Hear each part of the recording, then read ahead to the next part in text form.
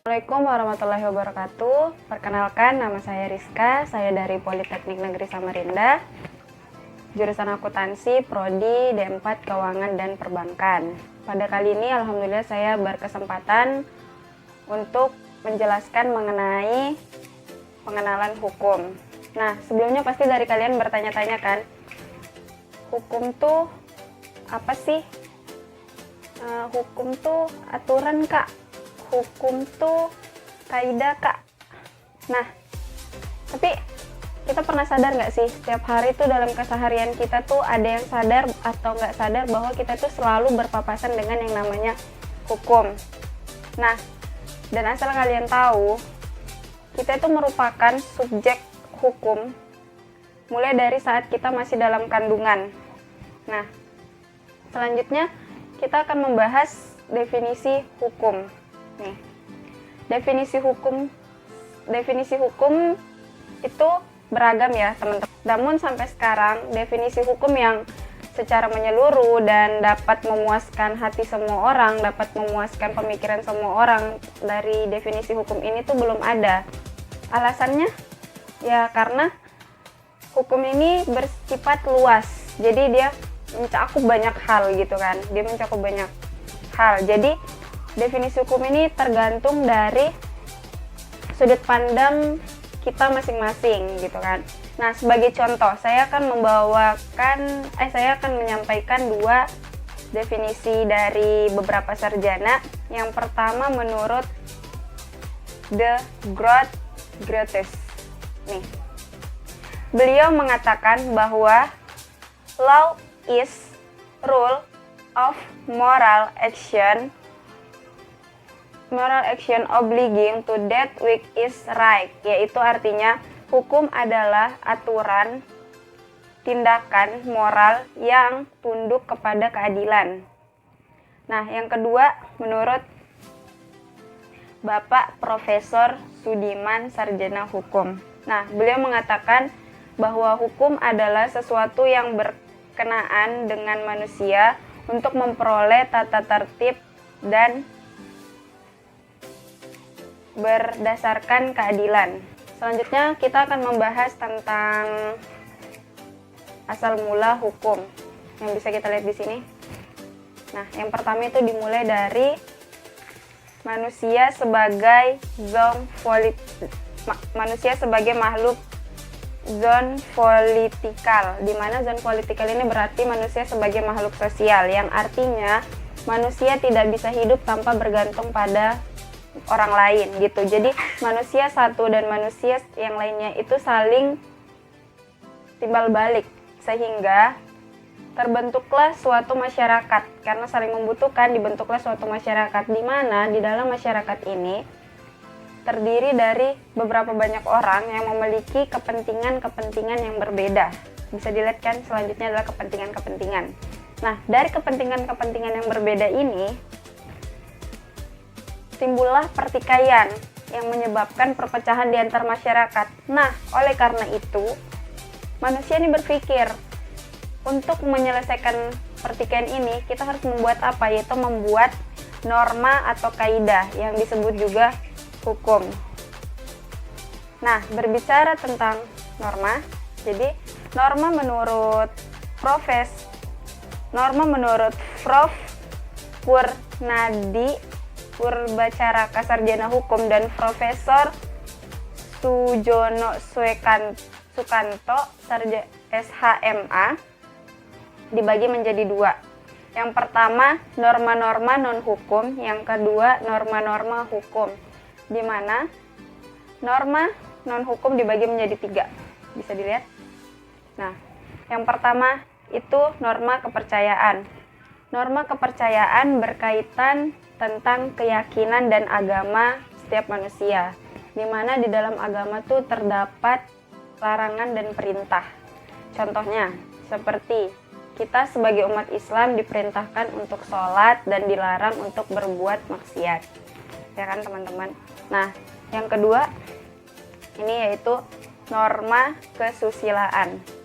Norma kesusilaan ini tuh berkaitan dengan bagaimana manusia dituntut untuk berperilaku sesuai sila-sila yang ada.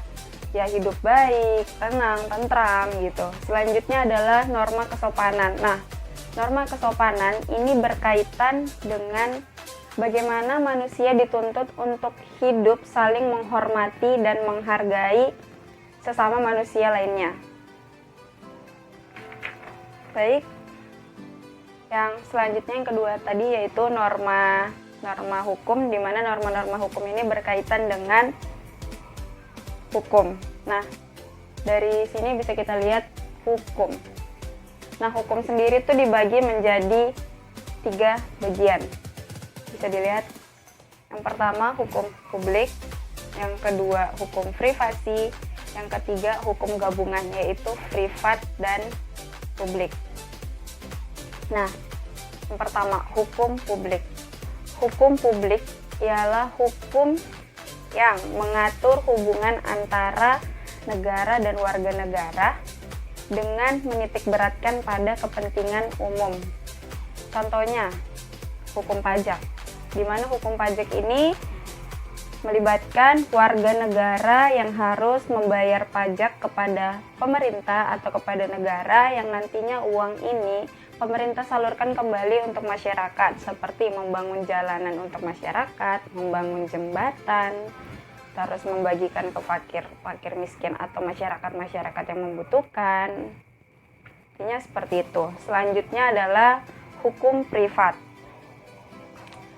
Hukum privat ialah hukum yang mengatur hubungan antara orang yang sah dengan orang lainnya, yang menitikberatkan kepada kepentingan perorangan. Contohnya hukum dagang. Bisa kita lihat hukum dagang ini kan dimana hukum yang mengatur perdagangan dan itu tuh saling menguntungkan. Pasti kan yang satu ingin untung segini, yang satu untung segini, jadi diatur gitu, tidak memikirkan kepentingan bersama. Terus yang ketiga, hukum gabungan privat dan hukum publik. Nah, hukum gabungan privat dan publik ini hukum yang mengatur hubungan antara negara dan warga negara, serta hubungan antara orang yang sah dengan orang yang lainnya. Selain itu, menitikberatkan pada kepentingan umum dan kepentingan pribadi atau perorangan. Contohnya, hukum ketenagakerjaan. Oke. Baik, selanjutnya kita akan membahas mengenai sifat-sifat hukum. Nah, sifat-sifat hukum ini ada 2. Yang pertama, memaksa dan mengatur. Kenapa dikatakan memaksa? Jadi, dia dikatakan memaksa karena apabila hukum tidak dilaksanakan, itu terdapat sanksi atau hukuman bagi warga yang tidak menaatinya. Yang mengatur. Nah, yang mengatur, maksudnya dari mengatur ini yang mengatur tertib kehidupan manusia supaya berjalan damai gitu, berjalan damai semestinya gitu, sehingga juga tidak timbulnya pertikaian. Nah, selanjutnya ciri-cirinya hukum tuh pertama ada perintah dan larangan gitu. Yang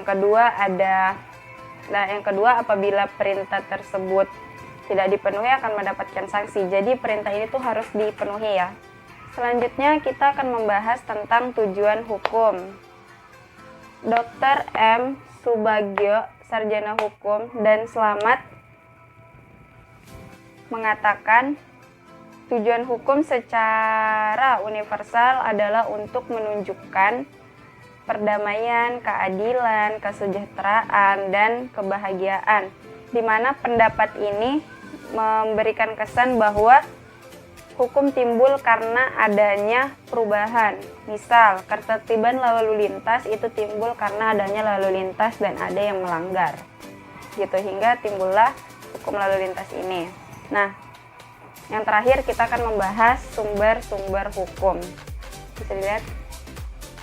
Jadi, sumber hukum itu dibagi menjadi 2. Yang pertama, sumber hukum material, yaitu sumber hukum yang dapat ditinjau dari berbagai segi sejarah, ekonomi, filsafat, kemasyarakatan, dan lain-lain. Yang kedua, sumber hukum formal. Sumber hukum formal ini bisa dilihat ya, ada 3. Oke. Yang pertama, undang-undang. Undang-undang ini adalah sumber hukum di mana aturan yang dibentuk oleh atau perlengkapan negara yang berwenang dan mengikat masyarakat. Nah, yang kedua adalah kebiasaan, di mana kebiasaan ini adalah hukum yang timbul akibat kebiasaan atau tradisi yang sering dilakukan oleh masyarakat secara berulang kali. Contohnya itu hukum adat. Dan yang terakhir yaitu keputusan hakim. Nah, jadi sumber hukum selanjutnya keputusan hakim, di mana keputusan hakim ini contohnya tuh dia terjadi, misal ada sebuah kasus yang ada di pengadilan namun belum diatur dalam undang-undang. Jadi para hakim 1 dan hakim lainnya saling berdiskusi untuk membuat keputusan yang dapat menyelesaikan kasus tersebut. Oke, dan selanjutnya ada lagi traktat. Sumber hukum selanjutnya ada traktat, yaitu hukum yang timbul karena terjadinya hubungan negara dengan negara lain. Contohnya itu perjanjian internasional. Yang terakhir adalah hukum pendapat para sarjana. Pendapat para sarjana yaitu doktrin. Doktrin itu seperti sugesti. Jadi hukum ini timbul akibat dari pengaruh atau pendapat dari para sarjana pendapat yang sarjana disampaikan kepada masyarakat atau pemerintah sehingga timbullah hukum. Baik, itu saja penyampaian dari saya. Terima kasih atas kesediaan kalian untuk menonton video YouTube saya. Wassalamualaikum warahmatullahi wabarakatuh.